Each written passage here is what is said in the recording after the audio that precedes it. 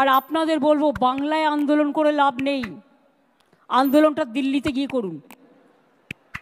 দিল্লিতে প্রধানমন্ত্রীর কাছে টাইম চান, দিল্লিতে রাষ্ট্রপতির কাছে টাইম চান।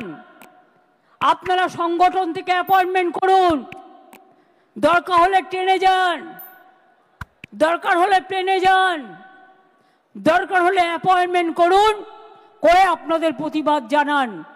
আমি তো আপনাদের পক্ষে, আমি সর্বধর্মের পক্ষে, আমি হিন্দুদেরও পক্ষে, আমি মুসলমানদেরও পক্ষে, আমি শিখদেরও পক্ষে, আমি খ্রিস্টানদেরও পক্ষে। জন্য আগামী একটা বছর আপনাদের ধৈর্য ধরতে হবে,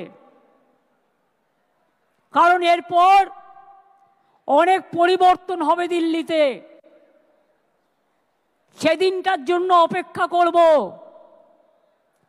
আবার নতুন সরকার হবে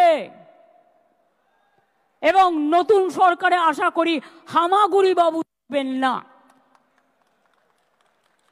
দরকার হলে যেদিন বিজেপি ক্ষমতা থেকে যাবে, যে আইনগুলো অ্যান্টি পিপুল করেছে সেই আইনের আবার কনস্টিটিউশন অ্যামেন্ডমেন্ট করে আইনগুলোকে বদলাতে হবে।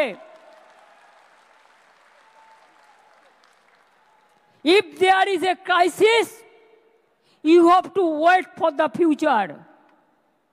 You have to overcome the situation.